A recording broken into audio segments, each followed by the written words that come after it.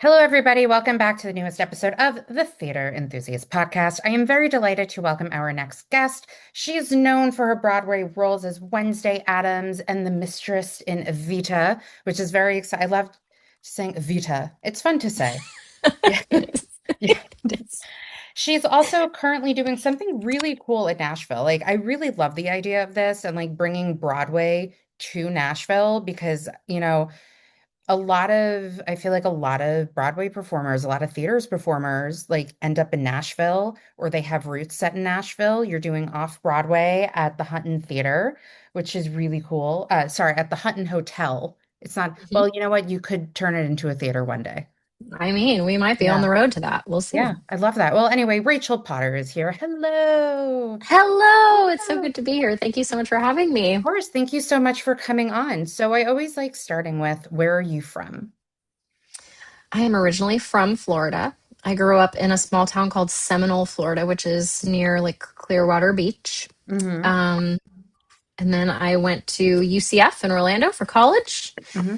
New York, and now here I am in Nashville. Yes. Well, what I loved about your time in college is that you also worked at Disney. I And I did. am a huge Disney fan. Like, I even have this holds my pens and like travel shampoo. Like, yeah, I Oh, love not so Disney. spooky. Yeah, my younger sister was there, and I was like, you need to bring me back something. So she brought me back this Mickey pumpkin mug. So I that love sits on that. my desk. And ironically, as I say this, my desk lamp is a Pirates of the Caribbean lamp that does play the Pirates of the Caribbean theme song. Oh, God, yes, you're all in. I love that for Yeah. us. Yeah. So I'm a Yes. Disney nerd. So I'm very much looking forward to when you do like an off-Broadway Disney, unless you've already done it and I Yes, missed we it. have done one, but I have a feeling that we will reprise that because that was a very popular one. We did that in January and Yeah. we had an ice storm that came through, but we still did it. The ice storm was scheduled to happen on Saturday morning. We did the show Friday night and then we all buttoned up our coats and went home. Well, So I'm pretty sure that somebody sang Frozen and brought upon the ice storm, Uh, ironically, Actually, funny enough, I had Caroline Bowman, who was the Elsa on the on national tour. tour of Yeah. Frozen, and she was there. And so she, of course, made some jokes like, I'm really sorry, guys, but I couldn't help it. Yeah. And the ironic thing is that like she toured with the show, so I'm pretty sure they played at Nashville at some point. So thank Yeah, you, we Carolyn did. Bowman, for just like bringing the snow that Yeah, one time to it was actually Nashville. kind of fun. I Yeah. mean, there was a lot of people that lost power and many that lost their homes, so it's kind of Oh. insensitive to say it was fun. But luckily, So no, it I was wasn't the my experience over here in my little house was yes. nice. Yes. So I'm curious to know what got you into performing and wanting to perform because your Hmm. college degree doesn't really lend to the whole performance because you studied, let me see, public relations and advertising. Yeah, and that's actually a funny story. So I was already working professionally at Disney when I went to Mhm. college. I had kind of an abnormal college path because I wasn't exactly sure what I wanted to do. So I took a year off and right out of high school, and I went to a community college. And in Florida, and I think this is true in a lot of states, that the Mhm. community college will directly feed into the state university where you don't have to like apply. You just kind of you get your degree from the community, and then you're just automatically admitted. And so I went to what's called Valencia Community College in Orlando. And I started taking like theater classes, acting classes, dancing classes while I was working at Disney World. And then thought that I would just easily transfer into the theater program at UCF. I would go audition and then hopefully that would just all work out. Well, when I went to audition, they said, oh, well, none of your credits that you have from your AA degree will transfer. You have to start at zero. Mm. And I really wasn't willing to sit around Orlando for 2 more years. Like I had big dreams to get to New York, baby. Like I had to get Yeah. up there. So I thought, okay, well, I'll just get my degree in something that's kind of related, Yeah. maybe. And I'll just so I created my own college education, if you will. Yeah. I got my degree in advertising and PR, and I minored in political science because I have a secret dream to be a senator one day. And then Listen, there was uh, somebody who was on The Real World and his wife was on The Real World and now they're like a Republican something in government. So you never know. oh, you Yeah. never know. Well, I mean, look at our president. Hello. No comment there. Case in Okay. point. Yeah. So there's that little secret dream. But While I was in college, I put myself in like a minor acting school. I was taking dance classes and I took voice lessons, and then I was working at Disney World, which I consider to be like musical theater boot camp. Yeah. So that was my path. And I think that it's important for kids these days to hear that, because I think most people like coming up in school and in theater programs think that you have to go to like CCM or Michigan or whatever, and that's the only way to get on Broadway. But like, I didn't even go to school for it. I Yeah. was actually declined from Yeah. the musical theater program because they were like, well, you know, I guess technically I wasn't declined, but so yeah, I had a unique path to Broadway for sure. Yeah. Well, it's really interesting you say that because I have so many jobs, and one of them, the owners of this place that I work, their daughter is, waitlisted to a lot of like theater programs. And one of her parents used to be a performer and like on Broadway and all of that stuff. And, I've talked to them too because I went to school for acting and communications and look where I am now. But, Hmm. there's so many I have a different, kid coming in here, by the way. it's okay. They can come Babe, in. that's cool. Babe, I'm recording a podcast, okay? You can come on. Let me see. Cool. That's awesome. Go play it. Okay, close the door though. Wait, close that door. Don't leave that locked and go out the other way. Sorry.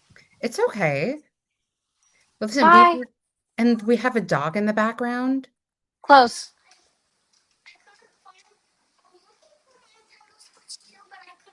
It should be on the dock, babe. Close the door. Okay, sorry. It's okay. On the table in the living room. Listen, it's like I said, I have there, three of those, by the way. I have it's three kids. That's my middle listen, guy. good for you. I would like to say I'm a middle child on one side. My parents are divorced. I'm a middle child on one side. Middle child syndrome exists. The only people who get it are middle children. So I understand it. Yeah. But I think that I overdo it with him because he's a middle child. I like yeah. desperately don't want him to feel like he's not important or loved or Yeah. valuable, you know? Oh no, So I I don't feel think, that at all. It's just like what is it then? Tell I me more about. You can't explain it. You just know that it's a thing. And I think it's more with Okay. like the siblings than the parents, maybe. I don't Okay. know. But also like your dynamic, it's like two boys and a girl. And I'm like all Hmm. girls, so I can't really like explain it on that end. But also like Sure. my dad has five kids and I'm the second oldest, but we didn't grow up in that house. So like the middle child there is like their oldest child. It's like a very weird, Yeah. yeah, That's interesting. Yeah, I have yeah, two boys and then baby girls. So yeah, I don't know. yeah. I also feel like my middle guy that you just saw, he is my twin. So Mm. I feel like this really interesting connection to him that's different than my other two, where like he also looks so much like my brother, who obviously I was the oldest, and so I saw my brother growing up from a baby. Hmm. And it's this very interesting, like innate feeling of like knowing. It's like I Yeah. know him because I recognize him because he looks like my family, Yeah. but my other kids don't. They are like blonde and look like my husband. So it's like I'm getting to know them for the first time, but I have this like instant connection with my middle guy because Yeah. he's known to me already. He's like Yeah. familial. It's Yeah. weird. Yeah. No, the whole Genetics are family. crazy. Yeah. Oh, no, I know. I don't look anything like my older sister. She's blonde and petite. I'm brunette and not petite. I look like my mom. She looks like my dad. And then my dad and my stepmom have three kids. I don't look like anybody on that side. And then like my mom and my stepdad have a younger daughter. And we like none of us really look like each other on that side. So it's a very Yeah. weird, interesting. And even like growing up with my older sister, like we went to high school together for 1 year and we were standing outside the high school and somebody's like, wait, are you two sisters? Because we don't look alike. It's very Yeah. weird. Yeah, Yeah. Genetics are crazy. I agree. But I have a hair color of like one of each. I've got a red, a mm, brunette, and a blonde. wow, I that's don't know where that came from. I'm just all dark. So it's like, there is the joke in my family is that like my sister or I, like at some point, are going to pop out a redheaded kid because our grandmother was a redhead, our great grandmother was a redhead. But like we joke, oh, it skipped a generation. So maybe like we'll have a redheaded kid. But maybe. who knows? But how is Yeah. it balancing motherhood with doing the performance stuff of what you want to do, like doing the off Broadway, doing your What's the Oh, word that, I did my album yeah, last you did year. your album and then, because I think you performed at the Janice Jam last year, right? I did, yeah. Yeah, so Hmm. I was there. I saw you. Yeah, I Yeah. remember. Yeah. Yeah. Oh, thank you. Yeah. Yeah, so just how do you balance all of that with also just, this wanting to perform and creating something and bringing like Broadway to Nashville? Yeah, it's definitely it's a circus act to balance Mhm. it all. And I always joke that I feel like everything's getting like 30 to 50%, like nothing's getting 100%. But Mhm. I really had a big realization last year. I turned 40. Now it's almost 2 years ago. But I just realized that like I wasn't done. And I think like in motherhood you can lose yourself a lot. And I was definitely in a place where I didn't really even recognize myself anymore. Mhm. Um, and I knew I still had these dreams, but I always talked myself out of them. It was like, well, you just really don't have time for that. Like, where are you going to find the time to record an album? Where are you going to find the time to like produce a show like once a month or something? Like, you don't have time. So there just ultimately came like my brother passed away very suddenly a few years ago, and it created this tidal wave of in me that was like, you time is not guaranteed. Like, so if you keep putting off these dreams to when you have the time or when you have the resources or whatever it is, it's never going to happen. Mhm. Because as especially once you have kids, like it just gets, every year is something different. Like you think, okay, well now I'm through the baby years, so like now I can breathe. No, now you're in the toddler years, and okay, well now once I get to school age, like it'll be different. No, then you've got an event every Thursday, and you have to like Yeah. miss school or whatever for your kid's donut thing, and it's like it's always something. It's Mhm. always something. And now we're into sports, and so I think my my secret weapons are number one, my husband, who's like a tremendous partner that has been there to help support my dreams and like really does sacrifice a lot so that I can go out and do these things. And he's like a great partner where it feels very equal, where he can stay home with the kids and let me go out of town and go do a show and he's okay, and I'm not like worried about that. And I think that there's probably a lot of moms out there that are not lucky to have partners like that. So that's a huge thing like that women should be looking for in their partners as they're getting married and starting their families, like having a man that doesn't like subscribe to these traditional roles necessarily. If you still have dreams that he can play Mr. Mom and he can hold down the fort, like that is invaluable. And then the other thing I think is just this completely insane idea that like I want to go after these dreams and this like work ethic that just keeps pumping like the Energizer Bunny, like that I'm not really willing to give up. Like I want to keep going after things, and I want my kids to see me do that. Yeah. I don't want my kids to think that like once you become a parent that it's over. That this is like they have had to sacrifice like through the years where I really wanted to do this album. That meant a lot of time, but it took longer to do it because I would do it during the days when they were at school a lot of times. So it wasn't like something I just went and locked myself in a room to do for 3 months. It was like spread out over a year of Yeah. like, when I could fit it in, and you just make it work. But when I got to take my son to my album release show and he got to see that, like it was so worth it, because he got to see his mom's like dreams realized, and that that work ethic is so valuable to have, Mhm. and to be able to like when you put your mind to something to and have follow through, like that the payoff is really special and worth it. Yeah. I also just want to shout out that you did make a post that you had one of your kids in an Addams Family shirt. And then you made a Yes. post about how you bought it, hoping that one day your kid could wear the shirt, and they finally got to wear it, Yeah. which is really Yeah. cute. Yeah, that was really, I don't know. I just thought it was so cute, that little Addams Family shirt. But I mean, back then I didn't even know my husband, but I knew I wanted to be a mom, and I thought this will be a really cool keepsake one day. And I have kept it in a drawer for years. And my oldest son would never wear it. He like didn't, I don't know, he like thought it was dorky or something. And my middle guy wears it all the time. And so I had to snap a picture of it. Well, I think you're a middle kid, just so totally based on like what you're saying, and like give it like 5 more years is going to end up going to be in one of these like off Broadway shows that you're doing. Yeah, Yeah, yeah, I just have probably. a I mean, feeling. they all are a little bit musical so far, so I'm waiting to see, where their talents like reveal themselves. But my oldest like loves to dance, and he did his first theater like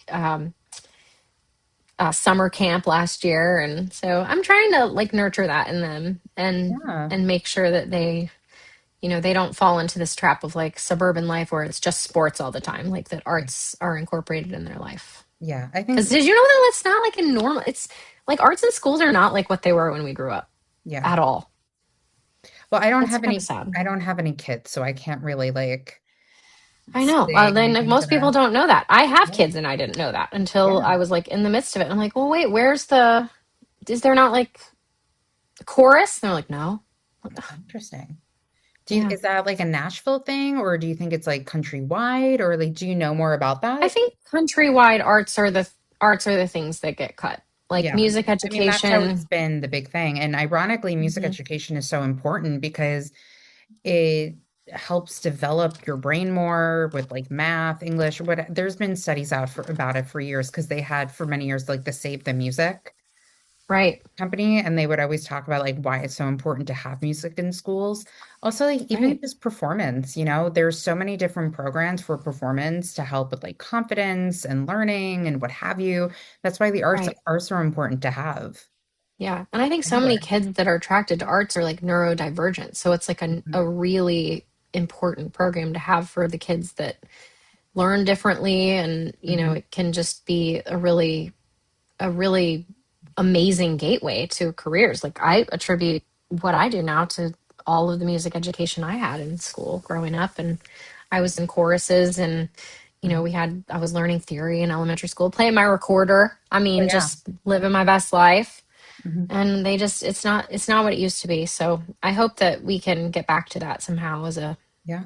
as a community. But Yeah. anyway, all this to say, Well, I feel like that can be like another off Broadway thing coming up. Like we can, mm, I'm like, I say we, like I'm going to be there, but well, you just should. like, You should come down. oh, But no, that would actually be a great one. Maybe that could be like maybe we could. I wonder if Save the Music still exists. I would imagine it does. yeah, I'm sure it does. We'll have to save the We could do music a if you're fundraiser for it. listening. Yeah.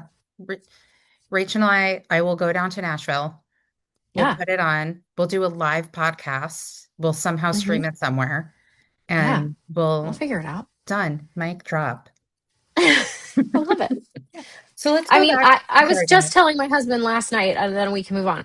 Yeah, no, please. I wish that there was a way that I could just become very wealthy so that I could just focus my life on philanthropy Yeah. and I could just like worry and fight for the kids.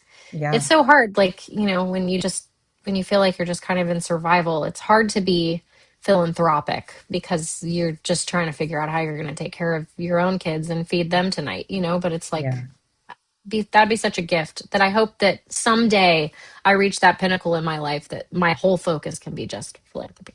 Yeah. Well, I'm sure there are little ways here and there that one can do that, even Yeah. just like talking about it and planting the seed in someone else's head is a way to Mm-hmm. start because could be somebody listening who has the time and, the means to like do something and maybe make a donation somewhere or maybe That's research true. it and, start doing something somewhere. It all starts with a listen or, That's an right. idea or talking to someone. And plus this podcast is also about like manifestation and Mm-hmm. and all of that stuff. I like to put stuff out there. So like we're going to put that out there that we're going to win the lottery Mm-hmm. and we're going to do a Save the Music concert and we're going to be super philanthropic and we're going to help these kids get music education and arts education and it's going to be That's great. right. Somewhere, someday, there's going to be a high school theater named after me. It's going to be Yes. great. Yes, I very very glee of you. I'm just joking. love it. Yeah. Okay, I'm sorry I cut you off before. What were you going to ask? Oh no, it's fine. I kind of wanted to go like back in time a little bit before your little Mhm. one came in, which by the way, I loved. And the dog in the background is great too. I love it all. But again, this is a rough and tumble podcast, and that's what I like about it. I like it So, too. yeah, so I'm curious to know what it's like performing in Disney. kind of like if you're a Disney fan, you can skip over this part because like it's going to break the illusion down a little bit. Because I Mm, know you did Ariel and Belle and Nemo. Were you mhm. in like the Beauty and the Beast show at Hollywood Studios? Oh my God, Yeah. stop it. It's Yes. like now that I'm older, I'm like, this is so cheesy, but I love it so much. Oh, I love it too. I would, it's crazy that you can kind of be living the good old days and not realize it. And then you get older and you're like, God, I would like give anything to just get to go back to that for a day, you know? There's a quote And from The it, Office, sorry, that no, go Andy ahead. says in the last episode, and it's something on the lines of like, I wish you knew it was the good old days when you were like in them or something like Mm-hmm. that. Yeah. Mm-hmm. I gonna like have to That's, remind myself sometimes, like just take in this moment, because in like a couple of yeah. years it's gonna feel different. Yeah, that's so true. And I think, that's true of so many things. Like there's a trend I think on Instagram that's talking about like if like imagine that you were 80 years old and you got to wake up and you were back in your like home with your children that were small and you got to spend the day with your children again like as babies because being a mom can be like this is a season I'm in right now and my kids are 9, 5 and 2.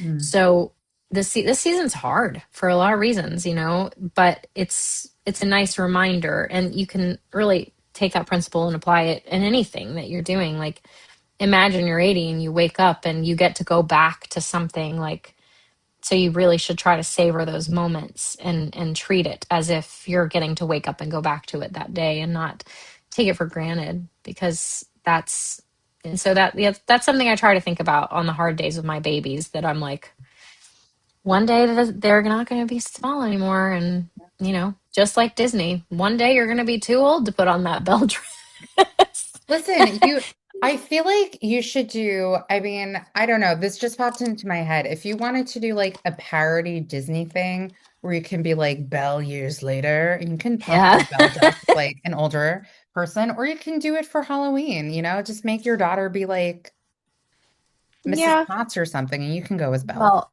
I gotta say, my daughter loves to dress up in her princess dresses. So Mhm. that is a dream come true. Yeah. We were Rapunzel and I was Mother Gothel this past Mm. Halloween. So that worked out. And my husband agreed to be Flynn Rider. Nice.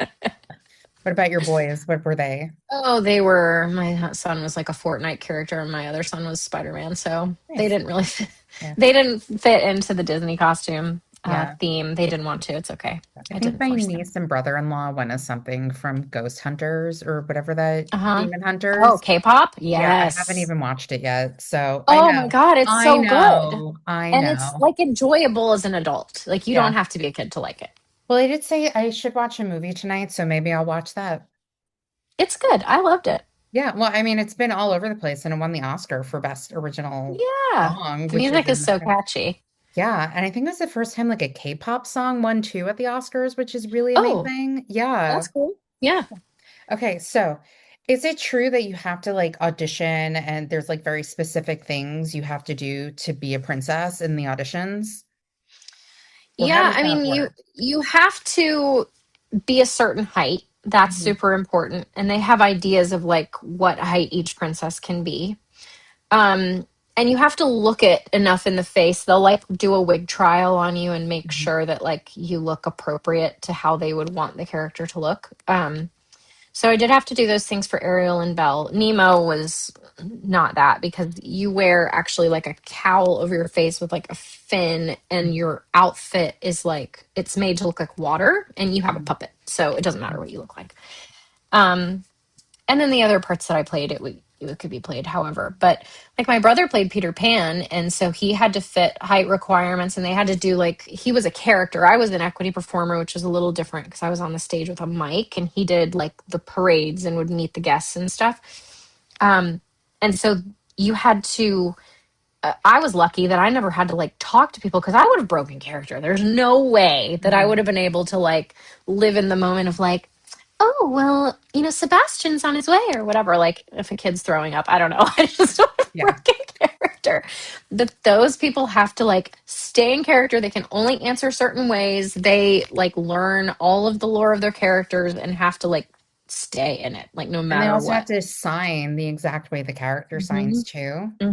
You have to move certain ways. They Yeah. like it's more intense even Yeah. than what I did. So Yeah. all the respect. Yes. It's a hard So, job. how and when and what brought you to New York? Hmm. So I graduated college at UCF, and I was always planning to go, but Mhm. I was starting to take my little equity card up to New York and just going to like EPA, like open calls, whenever I could, just little auditions for whatever, just like general calls. And one of them that I went to, no one was there, and I was wrong for it. But I had flown up to audition for Catch Me If You Can, and which ironically I ended up doing the reading for it years later. But um, I went to the Catch Me If You Can audition, and I'd spent all this money, to fly to New York and stay in a hotel and whatever. And the the casting director barely even acknowledged me in the room, and I was so disappointed. There was another audition right next door in the same casting office, and I was like, well, I'm just sign up for it. The only part I was right for was like 10 years way too older, like 10, 20 years older than I was. I was like, I'll just go in. And so I went in and I said, so like 16 bars, and he's like, girl, nobody's here, sing a whole song. And that turned out to be Pat Goodwin at Telsey, who Mm. we're still buddies today. And so I sang a whole song, and I'll never forget. He threw his binder on the desk, and he was like, "Where have you been?"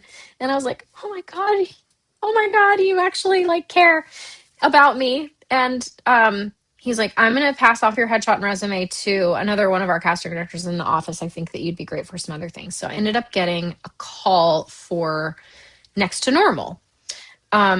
And so I came up for it. I was in like final callbacks. I had no idea what I was doing. I was so green. Like, I didn't know anything about musical theater. I didn't even know what my equity card was when I got it. Like, I like did church music and chorus when I was growing up. Like, theater was not in me. And I fell in love with it when I went to Yeah. Disney, but it was new. So it was a Yeah. whole new world that I was learning. So I mean, like, I had no business being in that callback for Next to Normal, but there I was. And there also happened to be like 30 people in the room, including Bernie Telsey, who owns Telsey Casting. And so he saw me, and next thing I know, I'm getting a call to be a ringer on Legally Blonde: The Search for Elle Woods, the reality show. And so I came up to New York like the summer I was graduating college, and I was on that show, or that was actually like, yeah, that's right. And then the day after that show aired, I got a phone call from an agent in New York, and she was like, "Do you have an agent?" And I was like, "No." She's like, "Do you want one?" I was like, "Yeah, I want I'm one." so happy you brought up the search for the next Elle Woods because I was like, I cannot wait to talk to you about it Yes. because my old roommate and I, our senior year of college, would watch it like every week. Oh yeah, Yep. but please continue. Yep. So, yeah, it was interesting because we were ringers, right? So like Mhm. there was a group of us that were all brought in, and like we stayed in a hotel together, not in the same room, but just like all, and we Yeah. had like a meeting, and we all saw and met each other. And then we had to get up super early to go down to the theater to film the next day. And when we got there, like we were all taken together, but when we got there was like a line around the block of girls waiting to come in for this audition. And so we all auditioned, and they kept cutting and cutting. Well, lo and behold, who was stand left on the stage but the ones that were in the hotel? Interesting. And so I always felt kind of bad for all the other girls that came to audition, because like that This was is never like gonna. It was the always best us. tea I've ever. This is water, but this is like the best thing I've ever heard in Yeah, my this is life. good tea, right? Wow. So Oh we my were God. we were we were called ringers, and so there was like 16 of us or something, and then it got cut down to the 10 that went in the house, or 12 or whatever it was. Um, but I remember them interviewing me, and like them trying to get me to like talk crap about some of the other girls, and I was just like, nah, Yeah.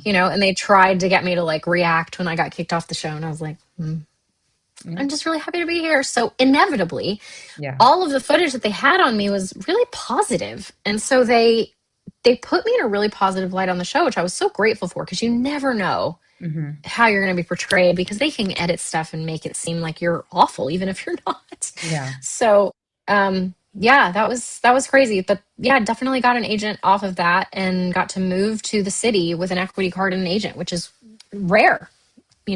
Yeah. That was definitely, I felt like a leg up in getting to New York because I was Yeah. immediately thrust into like agent appointment auditions, which are, you're just a little bit closer to the thing that Yeah. way. I will say just like the idea of anybody like on the search for the next Elle Woods, it's just like, oh my God, what? Like I my know. millennial theater nerd like heart with that whole thing. And that was like senior year of college, just oh God, not to Yeah. age I myself, feel which I just very did. honored that I was like Yeah. part of that culty little thing that we did. Like it Yeah. became so popular and it's crazy now to meet kids that are in college now that know about it. Like it's Yeah. still being watched on Yep. YouTube. I really love that. I It's will really cool. say, because of that show, I remember he had like everybody on treadmill singing.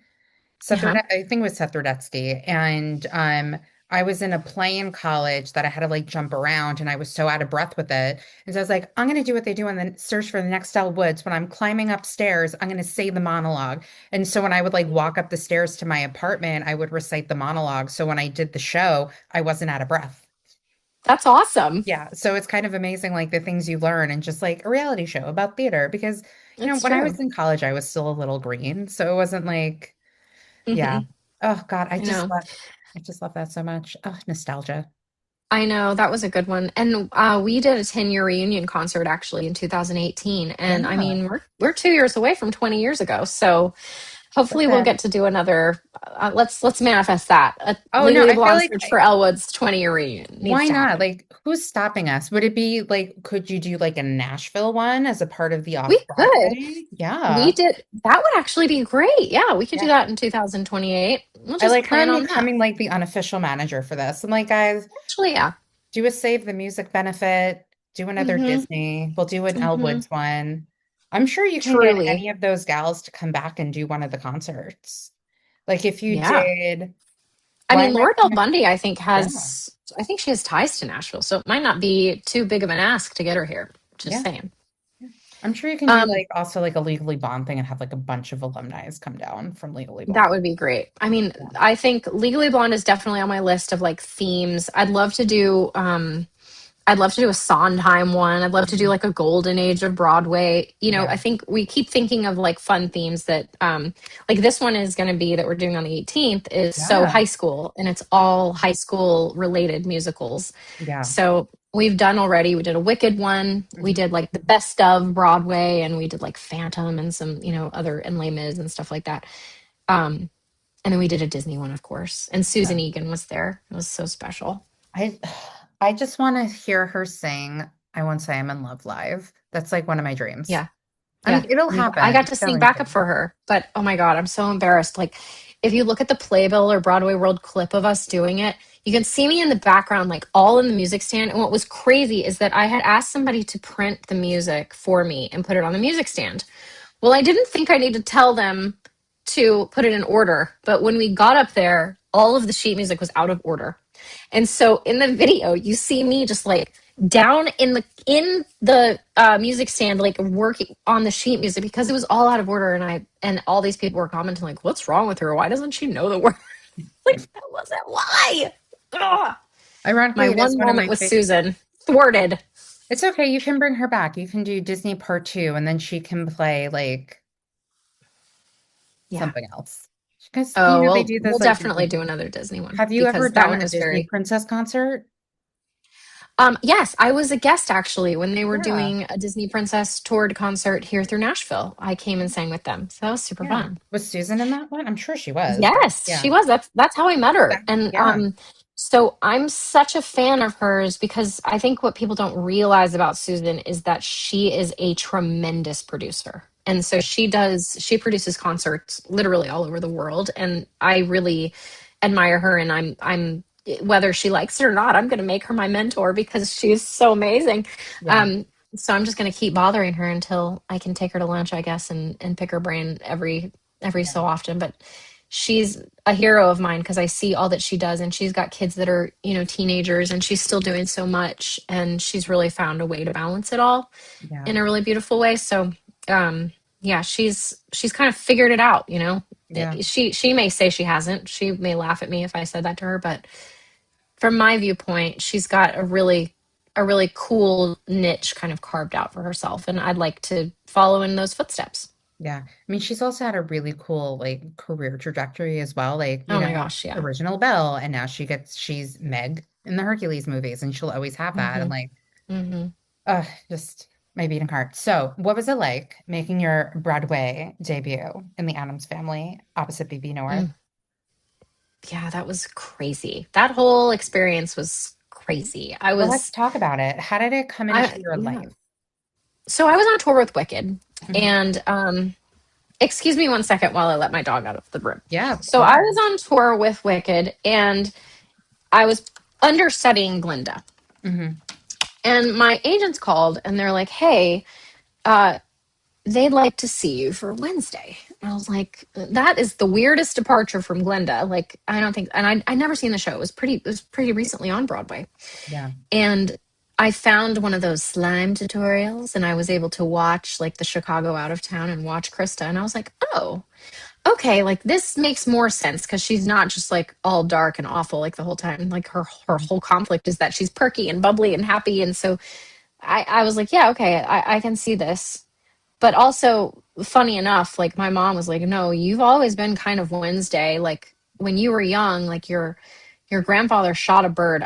My family's from Alabama, so don't judge me. But anyway, so he like my my grandfather shot a bird, and she said that my brother ran in crying, like, oh my God, Papa shot a bird. And I ran in and I'm like, Mom, it's so cool. Papa shot a bird, it's dead.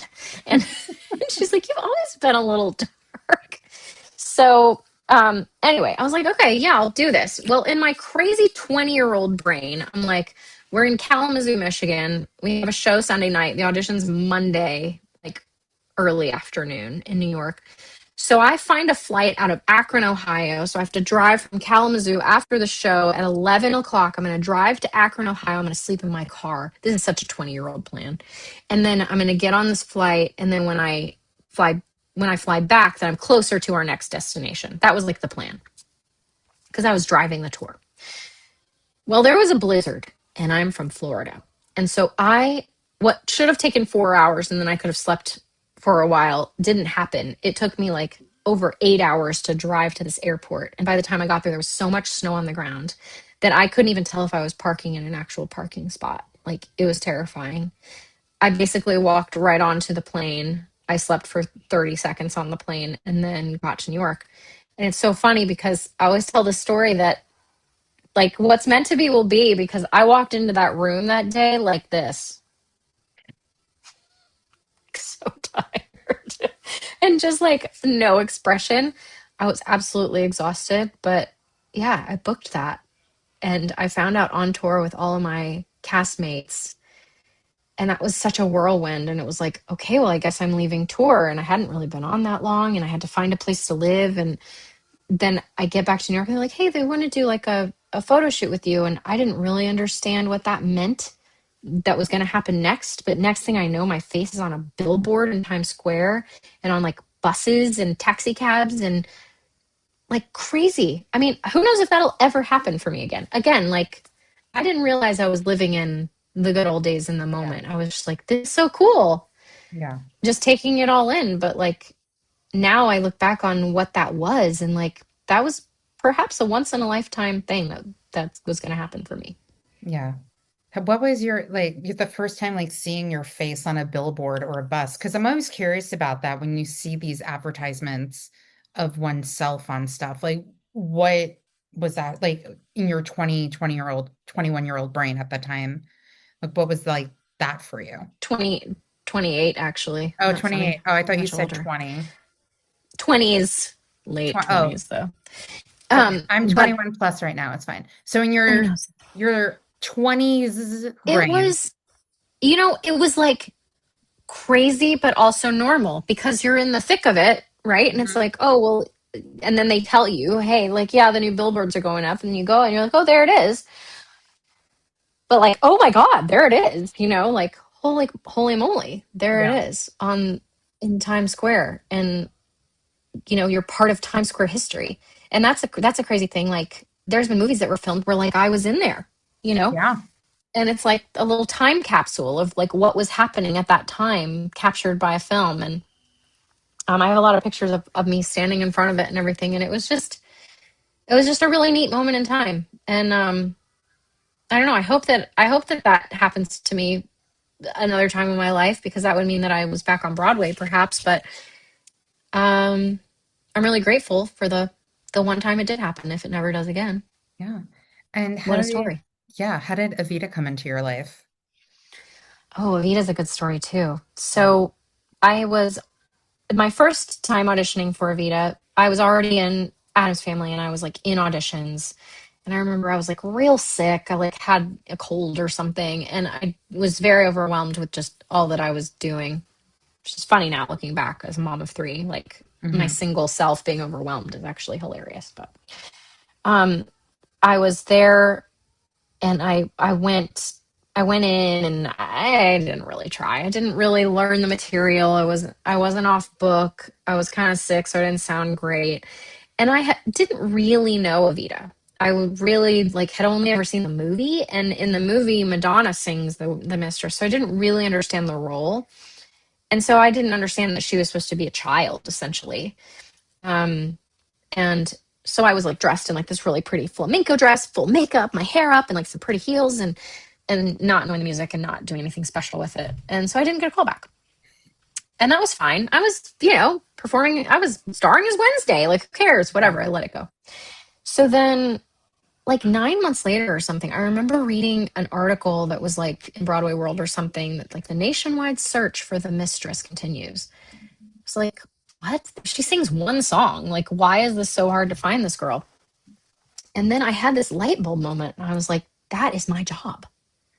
I don't know why I know this. I just know this in my soul. Like that's meant for me. Hmm. And so I reached out to the casting director and was like, hey, I don't think I showed very well the last time that I went in. Do you think that I could be seen again for this next time you have auditions? And he's like, yeah, I can make that happen. So this time I went in a nightgown with no bra on and no shoes and no makeup, with my hair looking like I just rolled out of bed. And I made really bold choices with the song because it's like three stanzas that are all the same.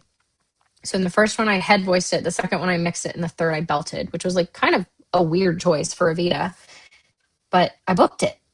And that one was a real like universe knowing moment of like, I just felt it in my bones that that was going to happen. I just knew that that was going to be my job. And that was really special. That was the one and only time I ever got to, be a part of originating a Broadway company Yeah. and building a show from the ground up. And it was awesome, so fun. And that little time capsule gets to be lived on in the cast recording that Yeah. I got to be a part of. So yeah, it was really neat. Yeah. And what made you decide to audition for the X Factor?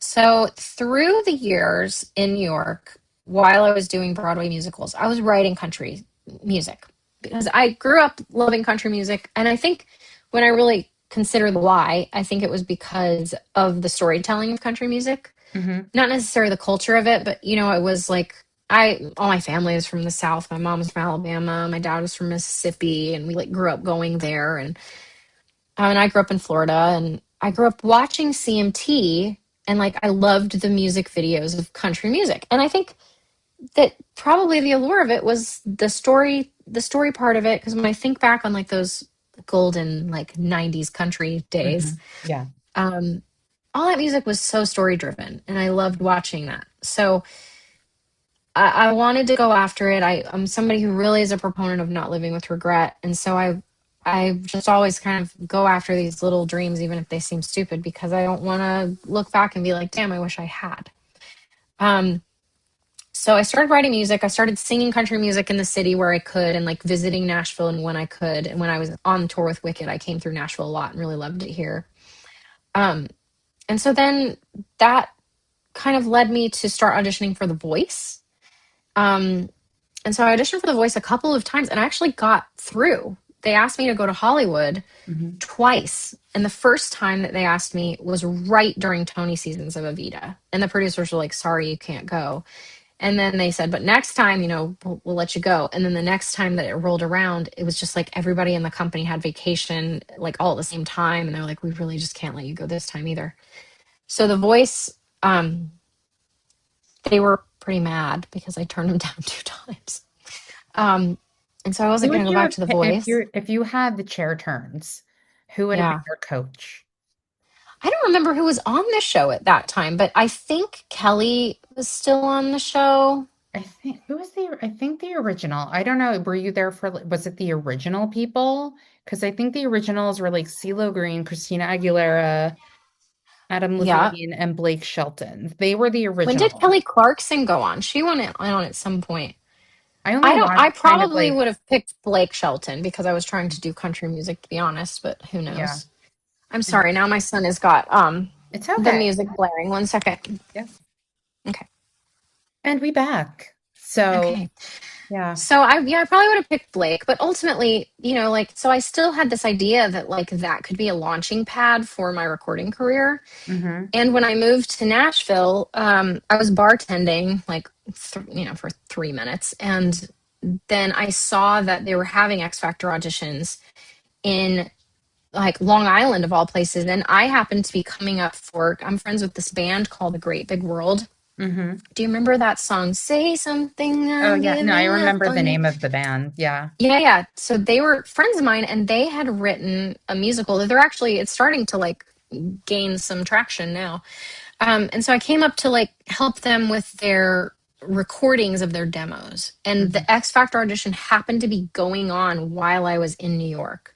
Mm-hmm. So I went to Long Island and auditioned for the X Factor. And I'd been through, like the cattle call, like early days of American Idol, where I like went with friends to go stand in line and be there at 6 in the morning. And then Yeah.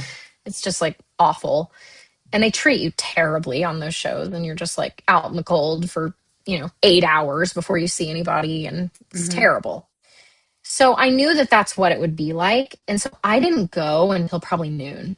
Like I just was like, I'll just show up when I show up. We'll see what happens. Like it was so low stakes. And then I was literally the last person to be seen. Hmm. And I just so happened to get a PA that loved Broadway. And he's like, do Defying Gravity. He's like, you're through. So then the next day, again, they're like, be here at 5. Well, I got there at like 11. I was like, so Yeah. sorry I'm late. And they were like, it's fine. You're the last person to be seen again.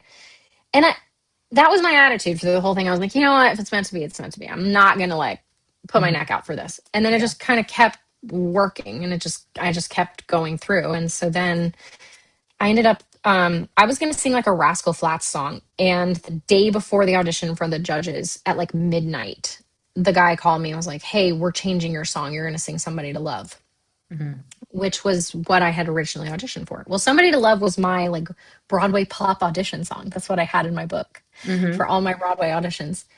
And so I knew it really well. And so that was good. And I got in front of the judges and they put me through to Hollywood on the X Factor. And all I cared about, like, I was just hopeful that Simon wasn't going to be like, ooh, you sound so Broadway, gross, like, get out of Yeah. here. And Mm-hmm. it wasn't that. So I got through, and that's how X Factor happened.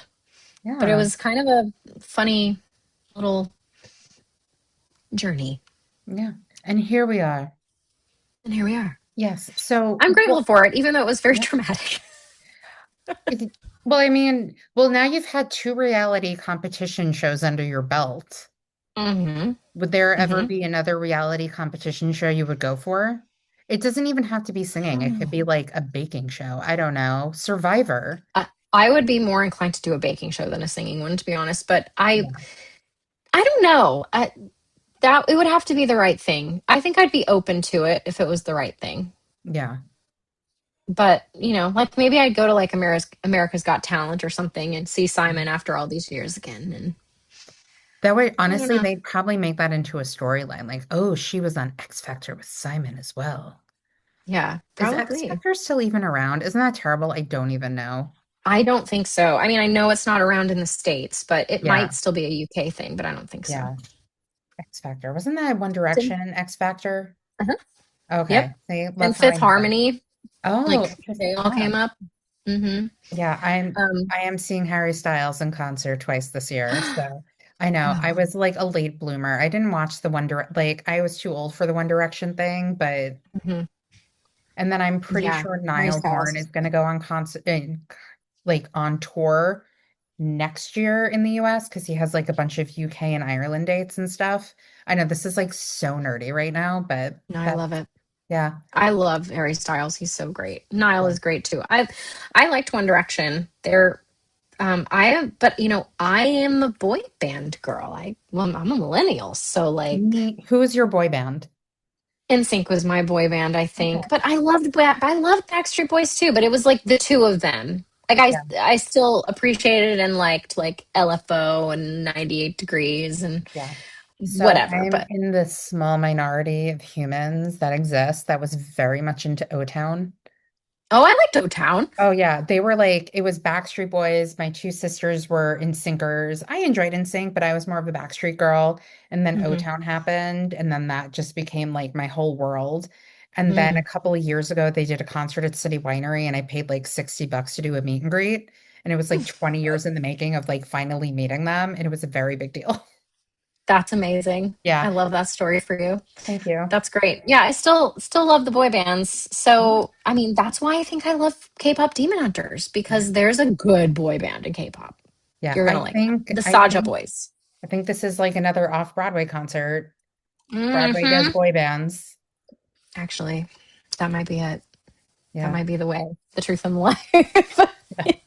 That's really all it's going to be. It's just going to be like boy bands and Disney and Well, Sondheim. yes.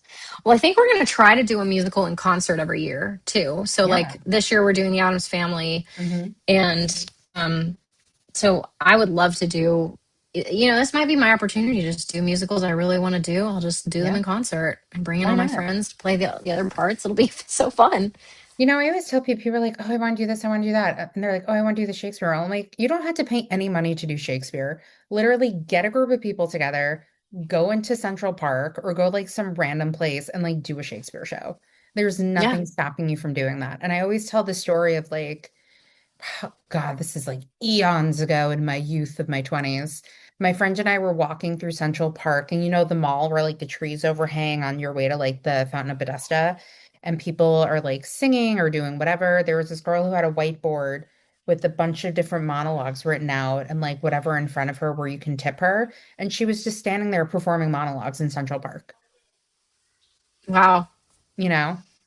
Yeah. I mean, you just have to have you have to have the ability to not be embarrassed in this Mhm. business. Like, you Yeah. have to build that muscle to get used to humiliation because there's so much of it, but it's like humiliation for a cause. Yeah. the Yeah. cause is the cause is your dreams, and the cause is also just like the sake of it, the sake of the Yeah. art. Yeah. Well, I also love the idea too of, you have a lot of like famous actors or whomever when they talk about auditions, and they say that, use audition like it's a chance for acting. Just like Hmm. it doesn't matter what the people in the room might not like you. You might not book the job, but it's like your 3 minutes to perform and take that Yeah. opportunity to do that. Hmm. And yeah, there's also like embarrassment when it comes to the arts as well. It's Don't come in, okay. please. He's in a towel. It's oh yeah, understood. But same kid or a different kid? Different kid. Oh, okay, great. Then we're just missing the other one, and then we'll get all three. Yep. Yeah. Yep. We don't want her in here. I won't be able to talk to you anymore if she comes in. No, it's all good. That's how it's like cameo, like in the description. It's like, Rachel talks about this, this, and this, even cameos from our kids. Yeah. Yeah. One's in a towel. Yeah. No, Cool. I won't say that. That's no.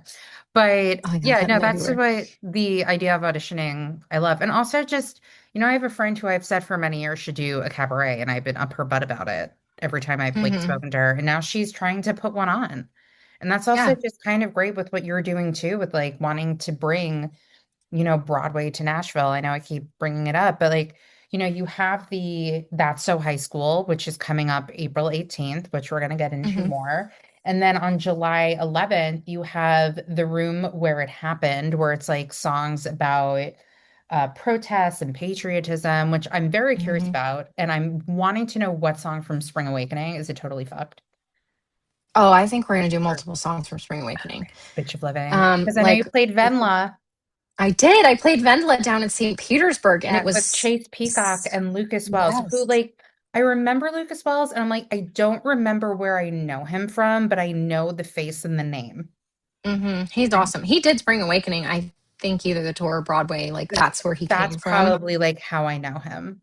Yeah, because I was like He's fabulous.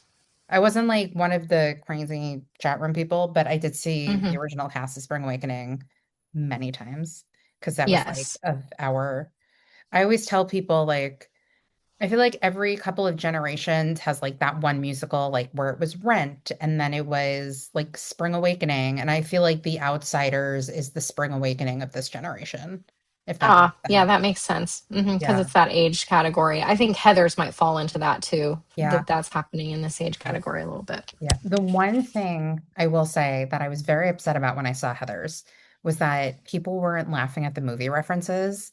And I think No, it's because they because, probably hadn't seen it. yeah, but I loved hmm Heather's. I saw it when I was like first on 10 years ago. And then I just recently saw the revival, and it's just so good. It's so Yeah. great. We're doing some music Yes. from Heather's in Yes. With the So High School Elm. show. Hmm. We're gonna get more into But it. yeah, Yeah. the one with the room where it happened, that's going to be like stars from Hamilton, Hmm. Hair, Yeah. Spring Awakening, and we'll do music from Les Mis and Hairspray, like just kind of all of the, I don't. It's just it's historical, it's Yeah. political, it's about America, it's about Hmm. our history, Yeah. in so many different decades. And so I think that it's right around the 4th of July too. So that'll Yeah. be a really neat one. I'm excited for that one. Yeah. And we've got some great people lined up for that. And then we'll do the Addams Family in concert. Yeah. And we've got a bunch of cast alumni from Broadway, from the tour, from regional productions. Andrew Lippa's coming down for that one. He's going to help like narrate that. He was the composer of the music. Mm. And I will, of course, be a 42-year-old Wednesday. So that's going to be fabulous. But I'm excited. That's just going to be did I tell you yet about what we're doing to the hotel for that one? No, we haven't even touched upon anything Okay. yet, but let's talk about it. Okay. So we are going to do a whole immersive haunted house in the hotel So that like fun. you come into, and all the different spaces will have like spooky stuff everywhere. So it's going to be a whole experience. And um, there's, we have there's Lipscomb University here in Nashville, and the Lipscomb theater kids are going to come be the ancestors and be in Oh, the ensemble. wow. So it's going to be a whole production. We've already got the licensing. Like, I reached out to Andrew Lippa and was like, I have this crazy idea to do Addams Family in concert at this venue. And he's like, yeah, let's do it. So, I'm super excited to put that one on. And I think, if this is successful, we'll hopefully do like a musical in concert every year, Yeah. which will be so fun because it's almost like I get to have like my own little mini theater company in doing these, Yeah. And it's what I can bite off right now is what I can chew, and this is all I can really handle at this stage of my life. Hmm. But hopefully it grows. And one Yeah. thing that's really cool is that the room where it happened, I've already got a theater company that's called and said, "Hey, we want to buy the show. Can you come and do the show at our theater?" That's amazing. Um, and people have reached out about the Disney one that we did an evening of magic. And so I'm hoping that this can turn into like a production career for me where I can produce concerts and like be Hmm. able to provide outlets for myself and my friends to perform. And because really ultimately, like, you know, this is also a little bit selfish because I get to like play with my friends and sing Yeah. songs that I love. And, Mhm. we're doing So High School. Taylor Louderman is, she's Tony nominated for Regina George. And Yeah. I, I sure did cast myself and Meet the Plastics with her. So we're going to have a great time. Yeah. Who are you playing? Can you name? Oh, I'm going to be Karen. I'm so excited about I love My Karen's name line. is Like, Karen. Yeah, I think that's yeah, what it and is, she's right? like, I'm not that smart. Yeah. Okay, That's bye. it. Yeah. Okay, bye. No, that's for us. God, Yeah. that's so fun. Yeah. But no, that goes back to like what I was saying. Like, if you just want to do something creative, just you have to do it for yourself, you know? Yeah. I mean, it's been many years since I've done it, but like during the pandemic, I like directed all these virtual play readings and stuff. And And I haven't done really anything creative, but that's really why I love doing my podcast because that's like my Mhm. theater nerd creativeness is coming out with like talking to people like you and just, like talking shop, talking theater, talking about people's Mhm. life and career. And I really love doing it. And I'm such a Yeah. theater nerd that like if there are certain things I don't realize how passionate and geeky I sound when I talk to people about it. And they're like, oh, you really love this. I was like, you can tell. So it's just, Yeah. you have to just do what works best for you and just find your creative outlet. And that's why, with you talking about this concert and you being like, selfishly, girl, do it for you, Yeah. and that's It's so great. And exciting. it's been really encouraging because so many people in Nashville are like thanking me for Yeah. doing it because they're like, this is so cool. Like we don't have anything like this. And so it's exciting for me to be Mhm. building something that's new Mhm. and that people are starting to talk about and that my friends are, talking about to our peers in the city and like they when I reach out, they want to do it. They're excited to Yeah. come down. And it's like a good experience for them and it's a good experience for the audience. And so it's also like, days are dark, people are stressed. There's not a lot of joy to be had in this world right now, like Yeah. for a lot of people. And so if I can contribute a bit of joy and connection, amongst people of all walks of life, because that's something that I'm seeing is that there's no political affiliation necessarily. It's like people from all over the place are coming to these shows and they're Yeah. taking something away from them that is special and it's connected and it's real and it's not perfect. None of the shows are perfect. And that's one thing that I'm really loving is that there's a lot of vulnerability in these because they're very intimate, they're up close and personal. People are telling stories and there are mistakes that happen and they get to see us sort of live and in real time. But they get to see these actors in a very real and vulnerable way that they normally wouldn't get to in Nashville. And Yeah. that's a really neat opportunity. And it's just Yeah. these like little one night only things that will, just be very special for the people that come. Yeah. So let's talk about the upcoming concert, That's So High School. How did that idea come into your head? How did Sure. you choose the material? How did you like choose like, you know what? This person. Yeah. Well, I did High School Musical at Disney World. So I love Mm. High School Musical. Who did you And play? then I, Again, that was also like before my time, but my well, younger sister it was was just really like into it. girl one. It Got wasn't it. like, there Yeah. wasn't a character name. I will say But then though, I did High yeah. School Musical at a regional theater though in Florida and I played Sharpay in a very bad blonde wig. My younger sister was really into High School Musical and she was obsessed with Zac Efron. And then I was sitting on the couch with her one day watching High School Musical 2, and I saw him like do this big song and dance number on the golf course. And then I Oh was like, yeah. oh, okay, I think now that's I Bet understand. on It. Is that Bet Yeah. on It? I have no idea, but I was like, you know what? That's why he got cast as Link Larkin in the Hairspray movie. Like it all Absolutely. made sense to me then. Yeah, I'm about to pull this song up. That is like the most hilarious song ever. I think it's Bet on It. Yeah, it's Troy. Yeah, Troy Belton. Yeah, it was Bet on It. I'd be willing to put my life on it right Are now. you Hope I'm not betting on wrong. it that it was bet on it? I'm betting on it. Yeah. Oh my gosh. So okay, so I have this idea and I'm also a Swiftie and she has a song that's called So High School. And so I was like, "Oh, what if we did like a little homage to like the Taylor Swift song name, but it was all music from these high school musicals." I also love Dear Evan Hansen music. Hmm. Um, that was the last thing I auditioned for in New York before everything shut down from COVID. I had like one of the best auditions for my life. Ugh. And then they did Broadway shut down the next day to cover the moms in Dear Evan Mm. Hansen. Well, And after COVID, were they like, hey, come on back? Or did that? No. Okay. no, the show closed. So, Oh, that was the okay. other thing is like it took so long for Broadway to rebound. But Yeah. um so yeah, I just there's just so many fun musicals and I was like, what could be a cool option? And then I've been such a fan of Taylor Louderman's Hmm. um ever since I saw her in Mean Girls and Bring It On. Yeah. And then Ellie Macklemore I saw in Bring It On. Hmm. And Taylor and I had like recently connected on Instagram. So it's, it's kind of like happenstance of like who is kind of in my orbit at the moment that feels like an appropriate ask. And, Yeah. um, so she was somebody that I felt like I could reach out to and see if she was into it. And she was. So I was like, all right, let's go. So I kind of, once I got Taylor, I knew, and Ellie, I was Yeah. like, all right, I think I can fill the rest out. And Yeah. Jelani Remy is the friend. Mhm. So I used to date Chase Peacock actually, and he was on the national tour of High School Musical, and so was Jelani, and that's how I met Jelani. And so I've known him for decades now. We Mhm. dated when we were very young, um, and so Jelani is going to be so fun to have, and we're doing some like hairspray with him, um, and we've got Grease going, and Dear Evan Hansen, and Mean Girls, and Bring It On, and Heather's. Yeah, it's gonna be great. It's gonna be so fun. And then we're having a prom dance after party, which I'm very Oh, that's excited so for. fun. Yeah. So Are that'll all be of great. So are all of these concerts also going to be just like differing like so for the one in July, the room where it happened, do we have like a theme and an idea of what we're going to do before or after the concert as well?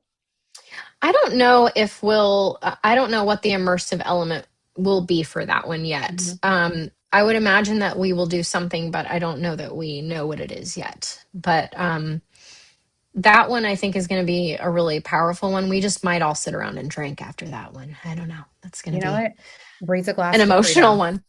That's right. Do the Hamilton. Um, I'm going to be, when am I back yeah. in Hamilton? I'm there on Wednesday. I sell merch as a side job, but Oh, nice. I'll be at Hamilton on Wednesday night. So when they sing Raise a Glass to Freedom, I will think of this I moment. mean, you are an official Off Broadway at the Hutton manager now. So, Oh, like, that is very true. what do you think would be a good immersive element to that one? Well, it's also like 4th of July. It's like right after the 4th of July though. So I was gonna say like a cookout. But it'll be at night. We could go Yeah. outside and cook some hot dogs after that. Yeah. That would be funny if we just like passed out hot dogs and hamburgers after the fact, Yeah. And just like like a a bunch of potluck. American flags. Why not? If it's like an Why American not? history thing, wear your Yeah, patriotism. yeah, Why yeah. not?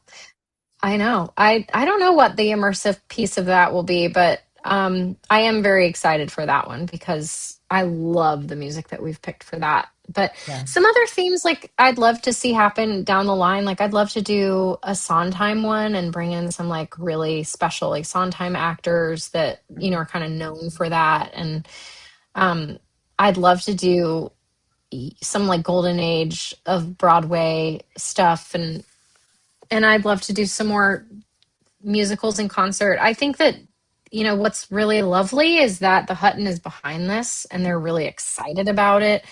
And I think the sky's the limit for what we can build this out to be. And hopefully, people are starting to hear about it in New York so that when I do make those bigger asks, like they will have already heard. And I'm so grateful for the friends that have taken a chance on doing this for me because now I can at least go to people and be like, well, Norm Lewis did it. I Susan Egan did it.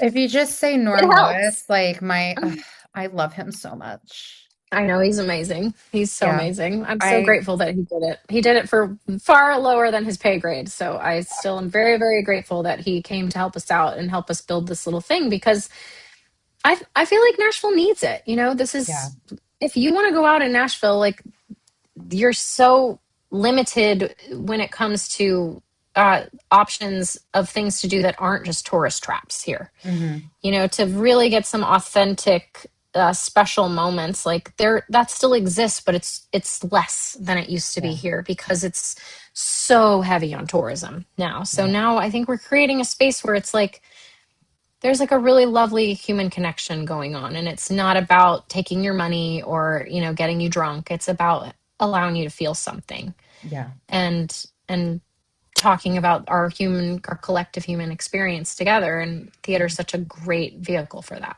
Yeah. That's wonderful. Aside from Yeah. building on more of like the off Broadway at the Hutton Hotel, do you have any other like dream roles or projects that you would want to do? Oh yeah. I mean, I still I know I'm too old, but I'd still love to play Elphaba or even get to just play Glinda again. Like I always wish that I like had more time with that show because my time there was short lived. But um, I would love to play Mom in Dear Evan Hansen. I'd love to be Heidi Hansen because I love that music. I'd love to be Sally Bowles in Cabaret. I'd love to play Jenna in Waitress. Mhm. Um, I mean, but there's so much anything Disney, and I think. But my biggest dream is that I'd like to originate something in a Disney Broadway musical. Like, and I have got my eye on Mother Gothel, but I think they might have already cast it. Well, Darn it! I mean, I don't know if I don't know about a stage musical, but they're doing the movie musical. There's a stage musical in the works, from what I Oh. understand. Like, So there's been once a this reading. recording is done, you're going to tell me whose, because I would like I'll to tell you know. who I know is attached. Oh, But I'm so intrigued now. But after we'll talk once yeah. we're done But who recording. knows if they'd even see me for that. But I would love to be a part of the Disney Broadway family. I think that that's one thing that I would love to manifest happening someday in my life, even if I'm old, an old lady playing the flippin' fairy godmother. I don't care. Like, I just want to get to be part of that family because I'm part of the Disney family and I'm part of the Yeah. Broadway family, but not the two. Yeah. I know. So, Let's like think of a part for you. Well, mm. can't think right now because my brain is like so tired. But we're like, well, if there's still Aladdin, you can just like come on stage as like a dancer.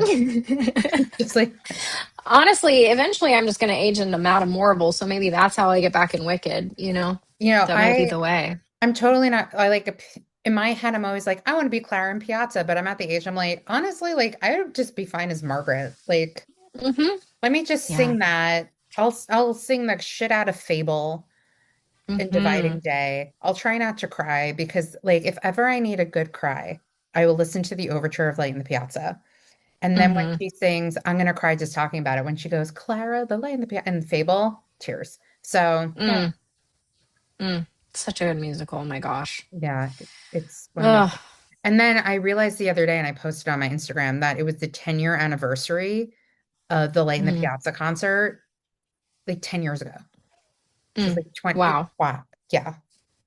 I loved singing that. That stuff is so hard to sing. I used to, Yeah. like, as a green musical theater person, I used to like bring those into auditions and make these poor pianists play that stuff.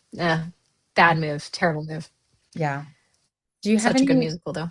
It, I very much agree. Do you have any top going theater experiences that you've had? Top going. Yeah.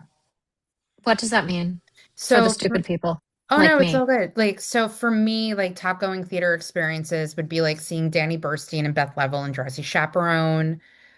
Like Yeah, just something that like really sticks out in my mind as like a yeah, really memorable moment. yeah. I mean, it could just Yes. be like a show. It could be a performance in a show. It could be a mix of Hmm. both. I saw Kristen Chenoweth in The Apple Tree. Do Mm. you remember when she was on Broadway in that? Yeah, it And was I her. I like, think like Brian Darcy James and Mark Kudish as well. I don't remember who else was in it. I just remember her because I was a very young musical theater person. I was probably still in college. And there's my son. You can come in, babe. Say hi. This is my oldest. This is Jude. Hey, Jude. Jude is actually he's 9. He can't hear you, but I'll tell him what you say. But he was on my album. He sang Oh, as cool. yeah, he sang on the Matilda medley on my album. So he's a good singer. Okay, I love you, but go out because I'm almost done. Okay, go out the other doors because that one's locked. Um. Anyway, some stuff went wrong in the performance that we saw, and I watched Kristen be absolutely hilarious and just take the reins in a moment of absolute, you know, what could have been panic or just Mhm. crazy things like could have, just totally caught her off guard. She just handled it with such ease and command, and she kept the whole audience in the palm of her hand through like the technical difficulties and had them like rolling with laughter, had me rolling with laughter. And so that's definitely a moment that I'll never forget in theater. And it helped me, I think, to grow so much as a performer to keep that in my mind and watch her and learn from her because inevitably that stuff's going to happen to you. Yeah. There's going to be things that happen, and how you handle it is really like the true test of professionalism. And Mhm. it was funny. Our last one that we did, our last show at the Hutton, Kristen came because she has a house here, and her managers are friends of mine, and so they all came to the show. And the fire alarm went off in the middle of our show, and she was there, so I thought that was kind of a funny little happenstance. And so I was like mouthing to her, I'm like, "Is it okay if I talk about you?" She's like, "Yeah." So I'm like, "Well, so while we're waiting for the fire alarm to go off, I'll actually let you guys all know that Kristen Chenoweth happens to be here in the audience tonight." And everyone like freaked out, and we got her up on the stage and took a picture with her. But I thought that was a fun little full circle. But um, another top going would be that I got to see Sutton Foster from the front row in Drowsy Chaperone. Right? I like, Hmm. yeah. So Yeah. I like won the lottery Yep. and got to go see her. And then this didn't happen in an actual theater, but I was such a fan of Avenue Q, such a Hmm. fan. Yeah. And I came up and I auditioned for it multiple times when I was in college for Kate. And like that would be a dream role that I would love for something like that to come back around and get to play Kate Monster in Avenue Q. I just love that show. Um, and so I'm sitting at the Edison Cafe after Or my just like your audition. door mysteriously opened and there's no one there. It's the dog. I was going to say it's probably the The dog. dog, but imagine if it wasn't. It's a ghost. Yes. Um, so I'm sitting at the Edison Cafe, and um, oh, wait a minute. I'm sorry. So I hadn't auditioned yet. This is how Hmm. I got the audition.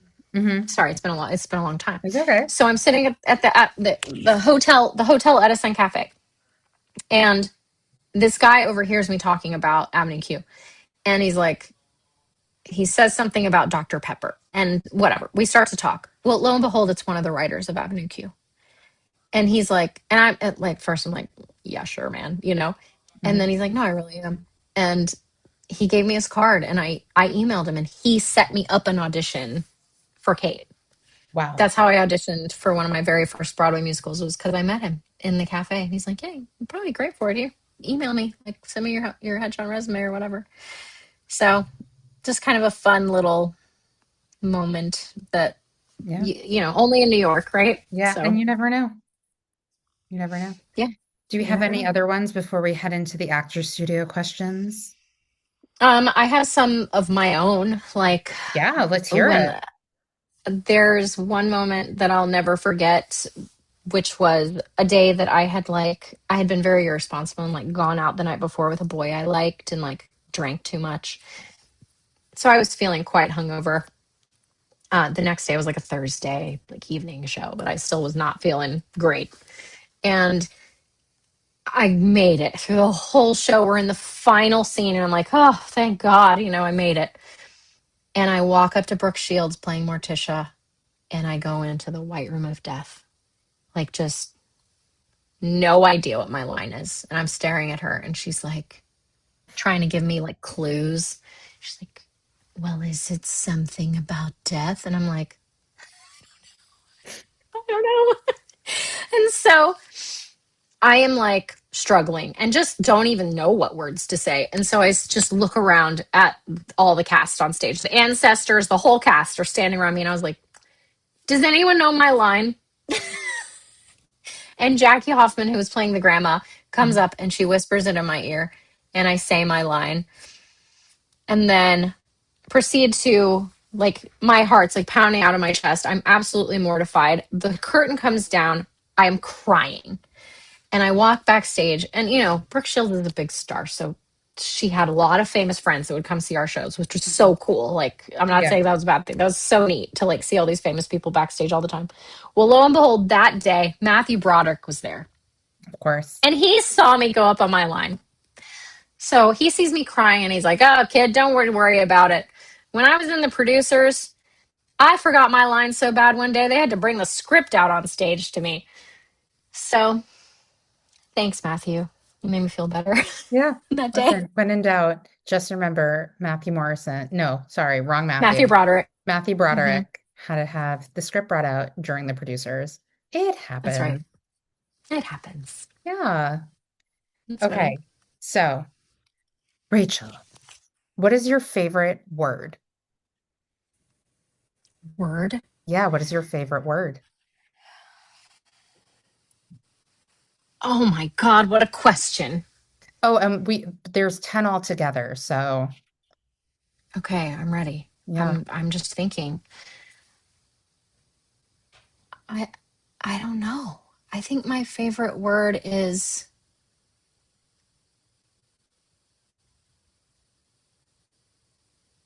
special. What is your least favorite word?